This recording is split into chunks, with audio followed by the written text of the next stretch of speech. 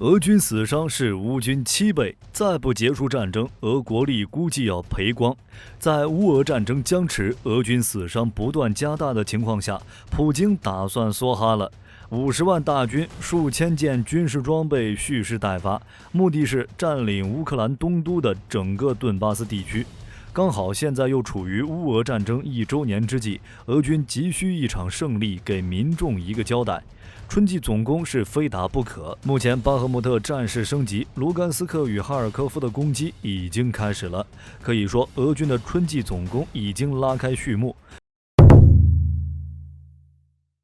巴赫穆特战场开始向周围扩散。2月9号的时候，俄军从巴赫穆特、阿夫迪夫卡、胡利达尔3个方向对乌军发起了进攻。比如，胡利达尔的战事就是围绕 T0509公路进行。因为情报的优势，俄军坦克的一举一动，乌军都非常清楚。公路上的坦克挨个被炸，俄军至少损失30辆。乌军在胡利达尔摧毁进攻车队和步兵，已经导致俄第1555海军步兵旅损失殆尽。该旅的老兵已经所剩无几，大部分都是动员兵。1周内130辆重武器损毁，5000名士兵阵亡或者被俘，整支部队已被实质歼灭。普京2月23日说，海军陆战队在英勇作战，典型的话少事儿大。实际上，155旅已经不复存在，除非是第4次重建该番号，这还是整片战场的冰山一角。按照乌军给出的消息，在巴赫穆特战场一带，俄军的死伤人数是他们的7倍，这可不是瞎说。根据英国情报机构消息显示，俄军2周内战损率猛涨了400%，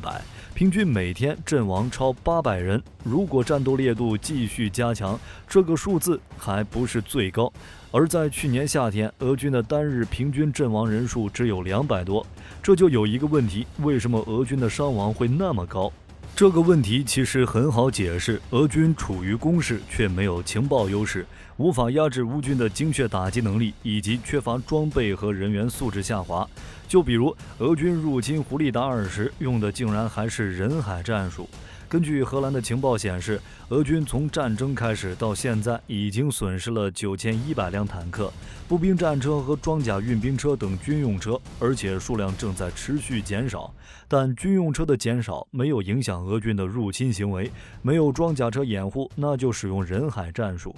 俄军2月入侵胡利达尔的情况其实很一般，在袭击胡利达尔失败后，至少遗弃了30辆几乎完好无损的装甲车。俄军近日虽再次挺进胡利达尔，但是却是在没有装甲车的掩护下奔跑前进战场，结果不用想，大量死伤跑不了。打现代战，派出拿着刺枪的军人当人肉盾牌，别说第155旅被歼灭，俄军再有1个师被干掉，火力军都不会觉得意外。当然，如果从阴谋论的角度考虑，完全可以认为普京这是趁动员征兵，削弱俄罗斯少数民族地区的分离力量，一举两得。俄军在巴赫穆特的表现比胡利达尔好一点，但依旧无法压制乌军炮火。火力军只能说乌军的战术压制俄军太多了。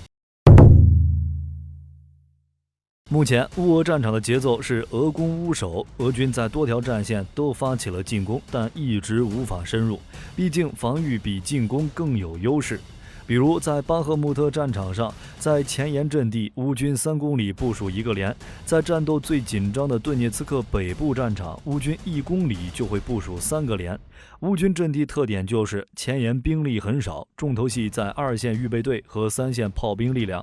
乌军基本战术就是前沿阵地1公里范围部署1到3个连，主要是操控无人机和探测系统监控战场以及警戒。2线阵地部署预备队，准备进行反击。在3线纵深区域，特别是制高点位置，部署主要打击火力炮兵和担任掩护的防空兵。最后第4线部署有地下指挥中心，根据无人机实时视频图像指挥战斗。第5线纵深是野战医院、弹药库位置。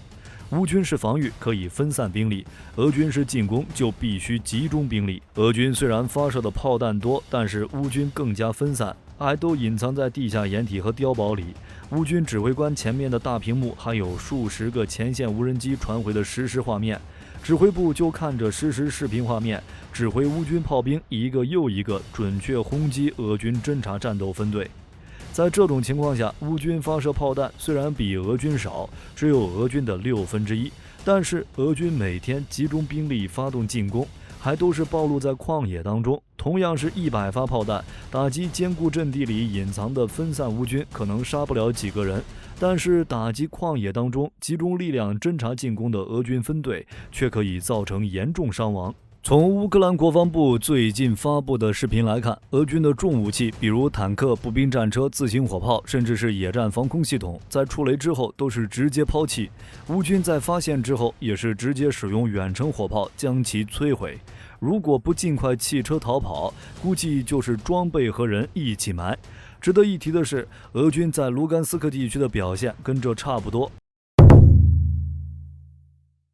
乌克兰已经明确表示，在未来几个月内发动重大反攻，以夺回俄罗斯占领的1/5的乌克兰领土。也就是说，等到被美国、德国以及北约其他国家援助的主战坦克和远程导弹之后，再重拳出击。而这些武器到达之前，就形成了一个空窗期。恰好乌俄战争就快1周年了，俄军打算搞事情。在2月24日，也就是1周年之前，俄罗斯是一定要有战果的，要不然没办法向国内民众交代。这也就是火力军之前常说的俄军集结兵力的事。同时，俄军也加大了对乌本土的轰炸力度。不仅是基辅、哈尔科夫和扎波罗热也拉响了防空警报。2月10号的时候，扎波罗热在1小时内被17枚导弹袭击，是自乌俄在开战以来最密集的一次袭击。而且俄军在卢甘斯克地区的反攻已经开始了，普京出动6个师从卢甘斯克攻击，可惜却没能突破防线。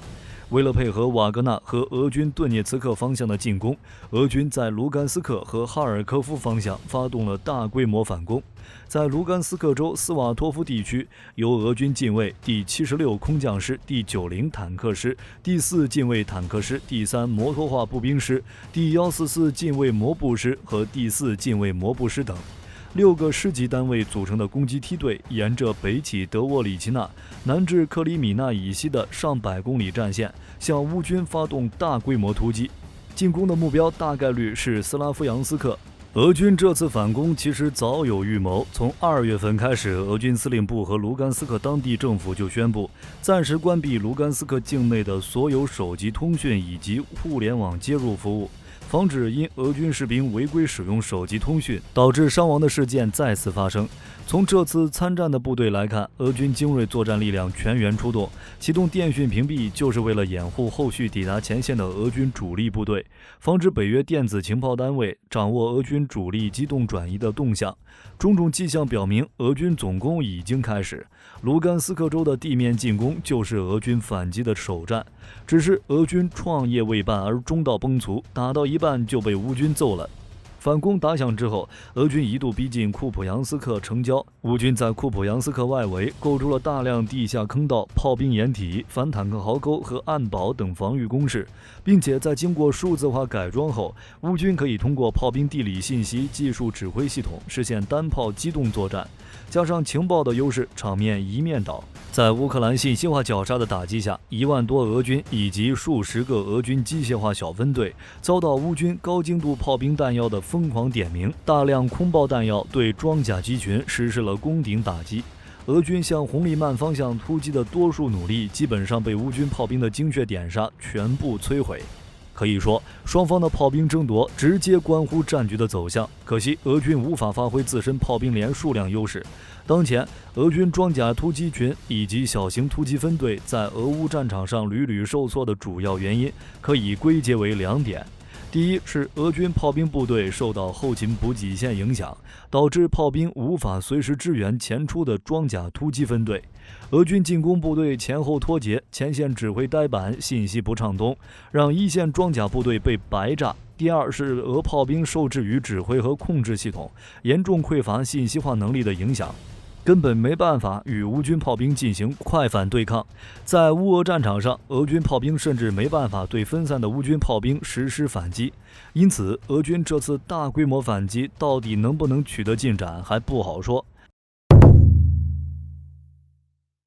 当然，俄军的大规模反击不止于此，除了中线以及南线的消息，俄正规军也在逐步接手瓦格纳的阵地，并且按照乌军的说法，俄军甚至会在南线与北线两栖作战，比如敖德萨以及白俄罗斯方向。如果真是如此，那基本上已经可以确定了，50万大军及各式武器装备是真的。按照普京的意思，俄罗斯要加底进出，在3月之前夺取整个顿涅茨克和卢甘斯克地区。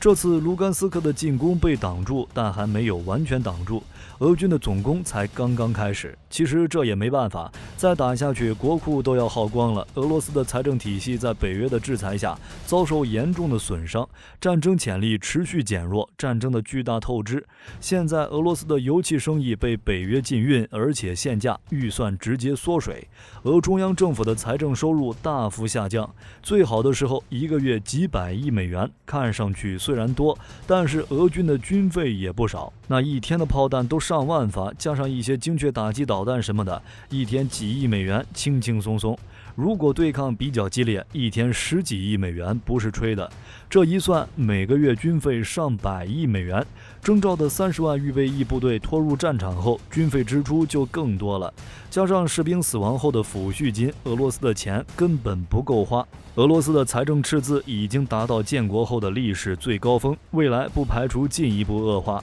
从而不断削弱前线和后方的战争潜力，这将重蹈苏联因阿富汗战争财政崩溃的命运。总的来说，俄军的春季总攻是必然的，但失败也是可以预见的。相比于1年之前，俄罗斯军队武器和弹药储备严重不足，苏联时代几十年累积的库存已然耗尽，新的产能非常有限，无法满足大规模高烈度进攻的持续需求。反过来，在未来3个月中，北约坦克群就会抵达乌克兰，甚至还会包括战机。之前泽连斯基在全球游走，为的就是在2月开战之前拿到更多的武器，收集坦克、远程导弹、战机等等军事资源，并对军政进行大调整。就比如 F-16，虽然美国一直说不给，但乌克兰还说已经有飞行员在美国受训了。还是那句话，战机会有的，胜利也会有的。就算是俄军在这个空窗期取得一定的优势，也无济于事。等到北约装备全部抵乌之后，战场局势就完全不一样了。